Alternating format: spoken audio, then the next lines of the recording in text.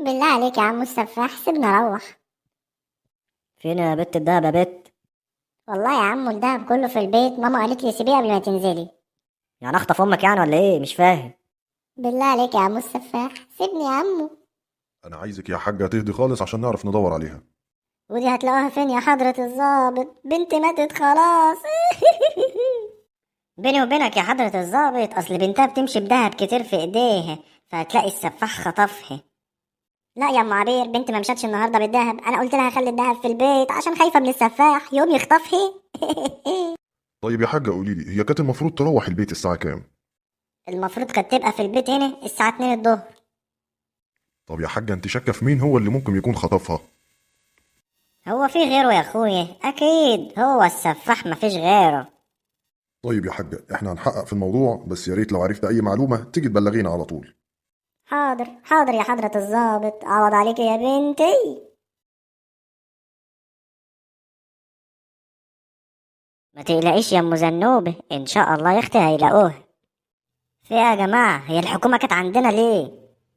مريم بنت خالتك ام زنوبه اتخطفت، السفاح خطفها. مريم جارتنا اتخطفت يا جدعان، هنعمل ايه؟ ما تنشف كده يالا وتسترجل، احنا اللي هنرجعها باذن الله. مش احنا اتفقنا ان احنا هندور على السفاح ده ونجيبه من قفاه؟ يا عم انت بتتكلم ازاي؟ ده سفاح يا ابني.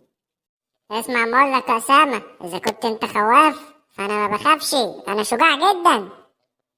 وانا كمان ما بخافش، انا شجاع جدا برضه. وانت إيه حكايتك معانا ولا مش معانا؟ لا ده انا معاكم جدا جدا. الساعة 12 وربع كلنا هنبقى متجمعين على ناصية الشارع في اجتماع مهم جدا لازم نعمله. خليها 12 ونص. اشمعنى 12 ونص؟ لا عادي يعني، حبيت احط ميعاد من عندي كده. الصبر من عندك يا رب، هنخليها 12 ونص ماشي. الساعة بقت 12 ونص ولسه البي ما جاش. يا عم انا قلت لك الواد ده جبان ومش نافع. ربنا يستر وما يكونش السفاح ماشي ورايا. اعوذ بالله من الشيطان الرجيم. يا عم خضتني انت وهو. تصدق طلع عيل جبان قوي. لا لا رجاله، انا مش جبان ولا حاجه، بس الاحتياط واجب. ايوه ايوه صح صح. خلينا بقى نخش في المهم. ايه هي خطتك بقى يا عم احمد؟ دلوقتي يا رجالة انا شايف ان السفاح ده بيعمل لنا خطر كلنا وبيهدد حياتنا كلنا. كلام مظبوط. ولحد دلوقتي محدش يعرف مين هو السفاح، ولا حد عارف شكله، ولا عارف هو بيطلع امتى، ولا عارف هو بيتم العمليات بتاعته دي امتى. طب احنا هنعرف الكلام ده ازاي برضو؟ ما هو عشان كده انا لممكن النهارده وعامل اجتماع عشان نحط خطة مظبوطة. لو سمحت ممكن اقول رأيي؟ اوي اوي اتفضل.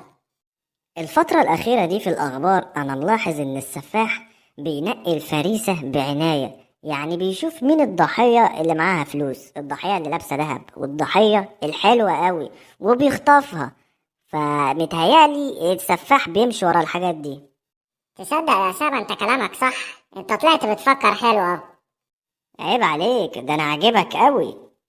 احنا بالمنظر ده كده هنضطر إن احنا نراقب الحارة كلها، الحارة كلها ما شاء الله معاها فلوس وذهب وحلوة. طب احنا هنعرف منين ان السفاح هيخطف واحدة معينة عشان نعرف نراقبه كويس ونوصل للبيت اللي بيخبي فيه الضحايا؟ بتفكر في اللي بفكر فيه. اوعى يكون اللي في بالي. ايه في يا ابني انت وهو؟ انتوا بتبصولي كده ليه؟ قول لي يا اسامة، بتحب مصر يا اسامة؟ خايف اقول بحبها تضحوا بيا انا. ومصر كلها بتحبك برضه يا اسامة. يا جدعان حرام عليكم يا جدعان، ده انا بقول رأيي. اجمد يا بطل، مصر محتاجالك. يوهو يا سفاح، انا هنا اهوت، انا حلوة وزي الفل وكمان معايا فلوس. الله الله الله، فريسة جديدة ده كده فل قوي. يا رب ما يجي وما ياخدش باله مني، يا رب عدي الليلة دي على خير. يا مساء الأنوار، ممكن استفسار؟ انت مين؟ انت مين يا عم انت؟ ما تخافيش يا حلوة، انا راجل شهم وراجل قوي وشجاع. قصدك انت راجل سفاح؟ انت بتقولي ايه يا بت؟ يا ربي على الحوسه اللي انا فيها، منك لله يا احمد. ويطلع مين احمد بقى بسلامته ده؟ انت بتخونيني ولا ايه؟ اخونك ايه يا عبيط انت؟ ده انا لسه شايفاك من دقيقتين. طب تعالي معايا بقى حلوه. ايه ده؟ ابعد عني يا متوحش انت، ابعد عني. هتيجي معايا بالذوق ولا غزك؟ لا لا لا طبعا جايه معاكم، امال ايه؟ يلا بينا يا اخوي. ده انت ياض لابس لي باروكه وعامل لي فيها واحده ست. والله العظيم يا عم السفاح احمد صاحبي هو اللي عامل كده والله. ويطلع مين احمد ده ياض؟ احمد ده يبقى صاحبي، واتفقنا انا وهو عشان نقبض عليك. الله الله، انتوا كنتوا بقى عايزين تعملوا لي كمين ياض؟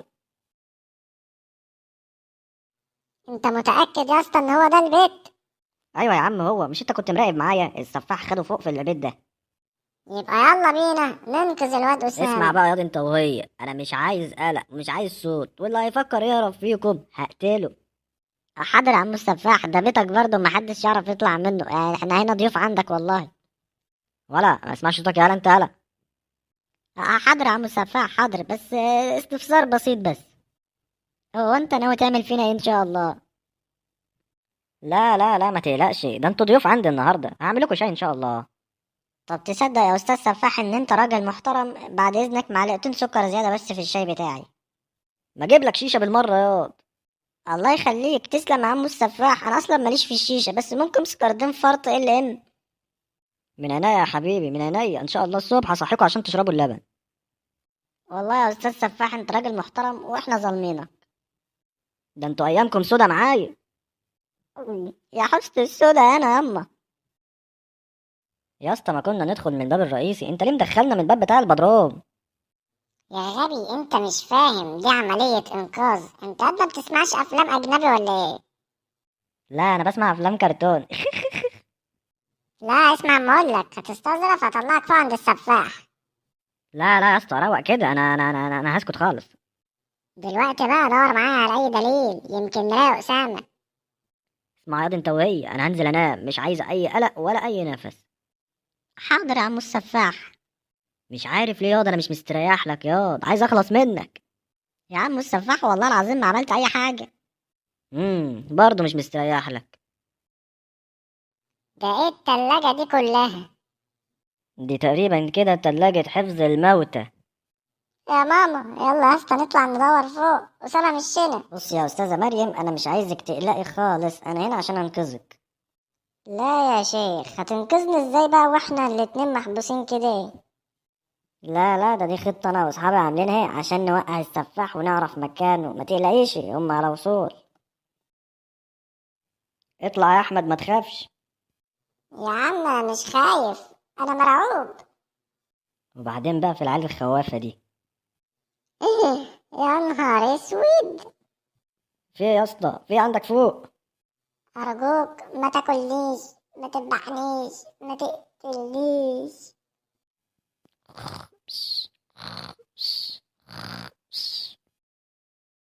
قوم يا اسطى معايا قبل ما يسمع صوتنا، قوم بسرعه. مش قادر يا اسطى، حاسس ان جسمي كله اتشل. مين هناك؟